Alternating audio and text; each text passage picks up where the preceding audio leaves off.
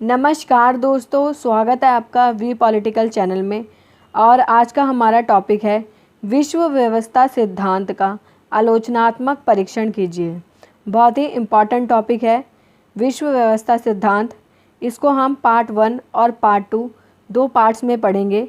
इसमें हम वॉलस्टीन और ए.जी. फ्रैंक अर्थात एंड्रे गुंदर फ्रैंक के विचार भी पढ़ेंगे। ठीक है, तो बहुत ही इम्पॉर्टेंट टॉपिक है। वीडियो पूरा ज़रूर देखें। अगर आपको ये वीडियो अच्छी लगे तो लाइक शेयर सब्सक्राइब ज़रूर करें। तो स्टार्ट करते हैं अपना वीडियो।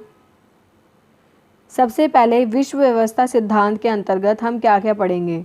विश्व व्यवस्था सिद्धांत की भूमिका, निर्भरता क्या है, विश्व व्यवस्था सिद्धांत पर वॉलस्टीन के विचार, ये इस वीडियो के पार्ट 1 में पढ़ेंगे। पार्ट 2 में हम विश्व व्यवस्था सिद्धांत पर ए.जी. फ्रैंक और पॉल बैरन के विचार पढ़ेंगे। पराश्रित सिद्धांत की 3 विशेषताएं पढ़ेंगे, निर्भरता सिद्धांत का आलोचनात्मक मूल्यांकन और अंत में पढ़ेंगे निष्कर्ष। ठीक है, अगर क्वेश्चन आए विश्व व्यवस्था सिद्धांत तो भी यही लिखना है, पराश्रिता का सिद्धांत तो भी यही लिखना है, और अगर आए निर्भरता का सिद्धांत इसका भी यही मतलब है, तीनों का एक ही मतलब है। या फिर आए वॉलस्टीन के विचार तो भी यही लिखना है, ए.जी. फ्रैंक के विचार तो भी यही लिखना है। ठीक है, सभी क्वेश्चंस का आंसर जो है इसी वीडियो में अवेलेबल है, चाहे विश्व व्यवस्था सिद्धांत हो या पराश्रिता का सिद्धांत या निर्भरता का सिद्धांत या वॉलस्टीन या ए.जी. फ्रैंक, सभी का आंसर यही है। एग्ज़ाम में आए विश्व व्यवस्था सिद्धांत क्या है तो आपको पूरा लिखना है, बट जो ए.जी. फ्रैंक के विचार हैं इसे थोड़ा शॉर्ट में कर दें। ठीक है, और वॉलस्टीन के विचारों को भी थोड़ा शॉर्ट करें। पर अगर आपको आए वॉलस्टीन के विचार तो आपको ये वाला पॉइंट नहीं लिखना है, ये वाला पॉइंट नहीं लिखना है, और जो दिया गया है पूरा इसे ऐसे ही लिखना है। और अगर आपको आए ए.जी. फ्रैंक के विचार तो आपको वॉलस्टीन के विचार नहीं लिखने हैं। कहने का अर्थ यह है कि अगर विश्व व्यवस्था सिद्धांत आए तो इन दोनों के विचारों को थोड़ा शॉर्ट कर दें, और अगर वॉलस्टीन के विचार आए तो सिर्फ वॉलस्टीन के विचार लिखें, अगर ए.जी. फ्रैंक के विचार आए तो ए.जी. फ्रैंक के विचार लिखें। ठीक है, तो स्टार्ट करते हैं अपना वीडियो। सबसे पहले हम पढ़ेंगे विश्व व्यवस्था सिद्धांत की भूमिका। अंतर्राष्ट्रीय संबंधों को परखने का सिद्धांत विश्व व्यवस्था सिद्धांत संरचनात्मक उपागम के नाम से भी प्रचलित है। अंतर्राष्ट्रीय संबंध कैसे हैं उसको परखने का जो सिद्धांत है वह विश्व व्यवस्था सिद्धांत है। विशेषता वामपंथी जो कि मार्क्सवादी लेनिनवादी से प्रभावित है। अपने विश्लेषण में अंतर्राष्ट्रीय संबंध की मार्क्सवादी व्याख्या प्रस्तुत की है तथा विश्व व्यवस्था को वर्ग दृष्टिकोण से देखते हैं। यह विश्व व्यवस्था को कैसे देखते हैं, वर्ग दृष्टिकोण की दृष्टि से देखते हैं।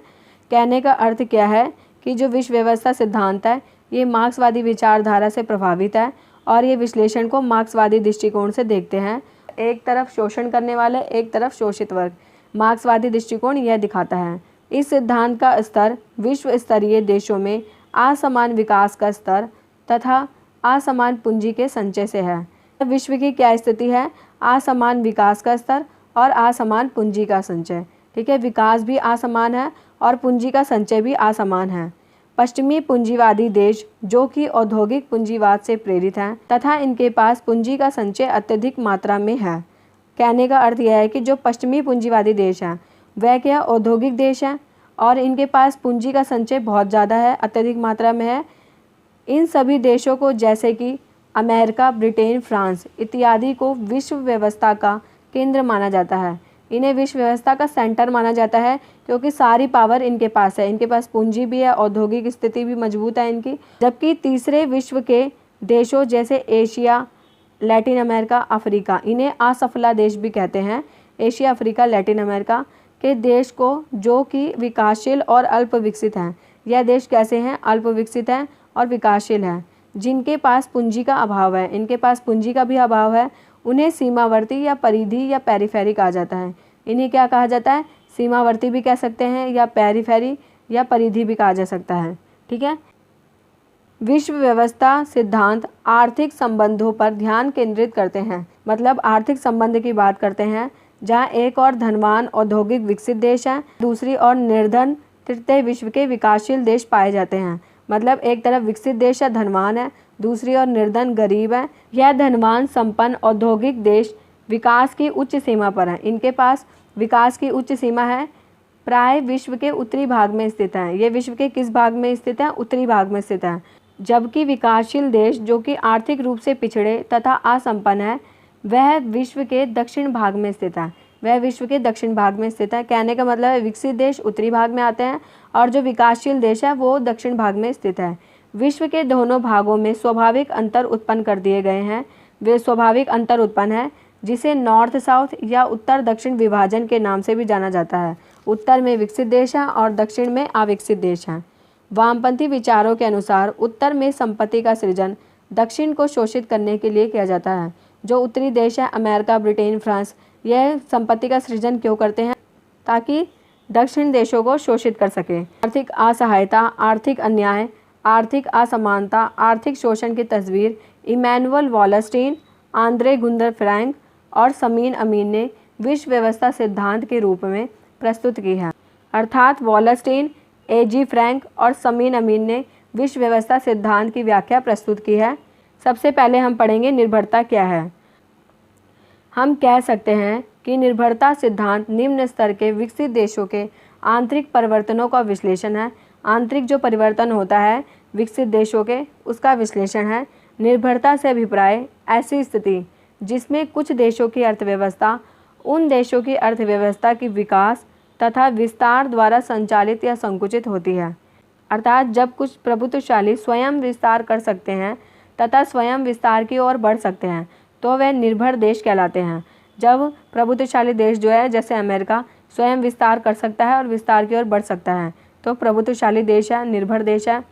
जबकि विकासशील देश ऐसा स्वयं नहीं कर सकते, वह विकसित देशों की परछाई में रहते हैं। जबकि जो विकासशील देश है वह स्वयं आगे नहीं बढ़ सकते, वह जो है दूसरे देशों पर निर्भर होते हैं। इस व्यवस्था का परंपरागत स्वरूप उपनिवेशवाद और साम्राज्यवाद था, ठीक है। जबकि वर्तमान स्वरूप नव उपनिवेशवाद है। वर्तमान स्वरूप क्या है? नव उपनिवेशवाद है और पुराना स्वरूप उपनिवेशवाद था। अब हम पढ़ेंगे विश्व व्यवस्था पर वॉलस्टीन के विचार। विश्व व्यवस्था सिद्धांत विश्व राजनीति के अध्ययन का मार्क्सवाद से प्रेरित पराश्रित सिद्धांत है।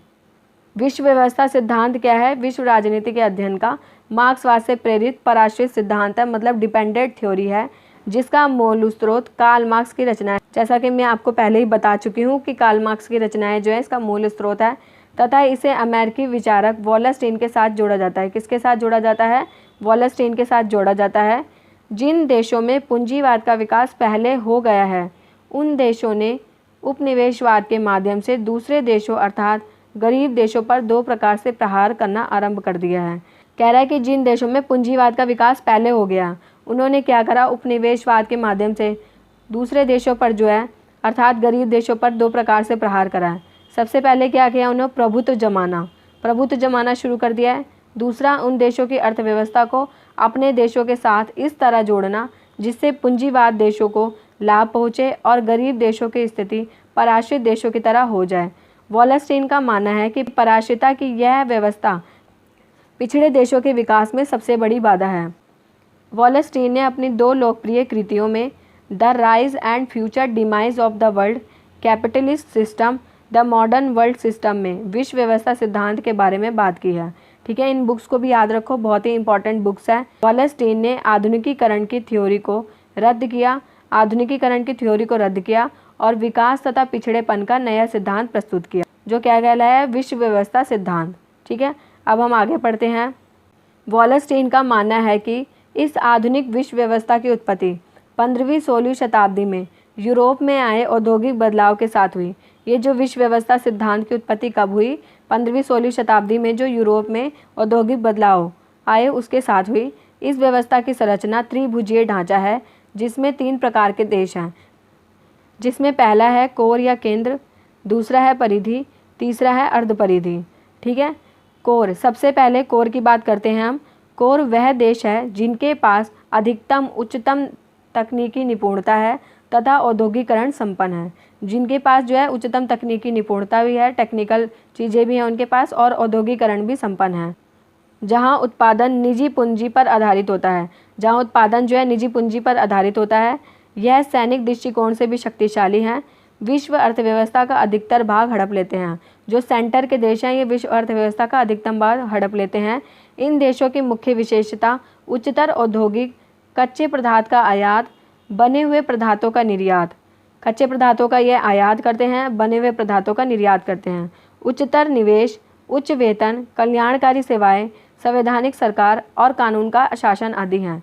ठीक है, ये सब इनकी महत्वपूर्ण विशेषताएं हैं कोर वाले देशों की। अब हम पढ़ेंगे परिधि। परिधि क्षेत्र में एशिया, अफ्रीका, लैटिन अमेरिका के देश आते हैं। यह देश राजनीतिक दृष्टिकोण से कमज़ोर हैं, आर्थिक दृष्टिकोण से पिछड़े हुए हैं, परंतु कच्चे पदार्थों के दृष्टिकोण से प्रचुर क्षेत्र हैं। यह एशिया, अफ्रीका, लैटिन अमेरिका के देश हैं जो राजनीतिक दृष्टिकोण से भी कमज़ोर हैं, आर्थिक दृष्टिकोण से भी पिछड़े हुए हैं, परंतु यहाँ पर कच्चा उत्पादन जो है प्रचुर मात्रा में है। इन देशों की 3 महत्वपूर्ण विशेषताएं हैं। इन क्षेत्रों में शक्तिशाली केंद्रीकृत सरकारों का अभाव तथा यह विदेशी शासकों के अधीन रहे हैं। जैसे भारत भी जो है साम्राज्यवाद का शिकार रहा है। सभी देश केंद्र के देशों को कच्चा माल निर्यात करते हैं और निर्मित सामान आयात करते हैं। परिधि के देश क्या करते हैं? कच्चा माल निर्यात करते हैं, मतलब भेजते हैं, और निर्मित सामान आयात करते हैं। असमान व्यापारिक संबंधों के माध्यम से केंद्र के देश परिधि के देशों का आर्थिक अधिशेष हड़प लेते हैं। असमान व्यापारिक संबंधों के माध्यम से क्या करते हैं? जो केंद्र के देश हैं वो परिधि के देशों का आर्थिक अधिशेष हड़प लेते हैं तथा व्यापक स्तर पर श्रमिक और मजदूरों का शोषण करते हैं। व्यापक स्तर पर श्रमिक और मजदूरों का भी शोषण करते हैं। कहने का अर्थ यहाँ पर यह है कि जो केंद्र या कोर के देश हैं वह परिधि वाले देशों का आर्थिक अधिशेष हड़प लेते हैं। ठीक है, जिसके कारण यहाँ गरीबी बनी हुई है। अर्ध परिधि। कोर तथा परिधि के क्षेत्रों के बीच वॉलस्टीन ने तृतीय श्रेणी जोड़ी जिसे अर्ध परिधि का नाम दिया गया। इसमें कोर और परिधि दोनों के तत्व विद्यमान हैं। ठीक है, अर्ध परिधि के देश परिधि देशों की अपेक्षा कोर देशों पर कम आश्रित होते हैं। जो अर्ध परिधि आदि परिधि के अंतर्गत आते हैं वह कोर देशों पर कम निर्भर होते हैं। इनकी अर्थव्यवस्था अपेक्षाकृत उन्नत होती है, सरकारें भी सशक्त होती हैं। यहाँ की सरकारें भी जो हैं उनसे सशक्त होती हैं। इनमें वह देश आते हैं जो या तो कभी अभ्यंतर थे, मतलब जो कभी कोर में आते थे, अब उनका पतन हो गया। जैसे रशिया का पतन हो गया, इसलिए जो अब ये अर्ध परिधि में आ गया है। या परिधि क्षेत्र, परिधि में जो थे जिन्होंने विश्व अर्थव्यवस्था में अपनी स्थिति मजबूत कर ली है, जैसे भारत। परिधि के देश भी जो है अब धीरे धीरे अर्ध परिधि में आने लगे हैं, जैसे भारत। वॉलस्टीन के अनुसार जहां अभ्यंतर अर्थात कोर, अभ्यंतर भी कहा जाता है, कोर भी कहा जाता है और केंद्र भी कहा जाता है। ठीक है, तीनों एक ही मतलब है। राज्य अर्ध परिधि राज्यों का शोषण करते हैं, मतलब जो कोर या अभ्यंतर राज्य है ये अर्ध परिधि राज्यों का शोषण करते हैं। उसी तरह जो अर्ध परिधि राज्य हैं ये परिधि राज्यों का शोषण करते हैं। जो परिधि लास्ट में आते हैं उनका शोषण करते हैं। विश्व व्यवस्था के तीनों क्षेत्र आपस में एक शोषणकारी संबंध के साथ जुड़े हैं। व्यवस्था में इन तीनों का संबंध क्या है? एक शोषणकारी संबंध है। ये वीडियो हमारा यही समाप्त होता है। अगर आपको ये वीडियो अच्छी लगी हो तो लाइक, शेयर, सब्सक्राइब ज़रूर करें। बहुत ही मेहनत से बनाया गया है ये टॉपिक, और इसका पार्ट 2 ज़रूर देखें। Thank you so much for watching my video.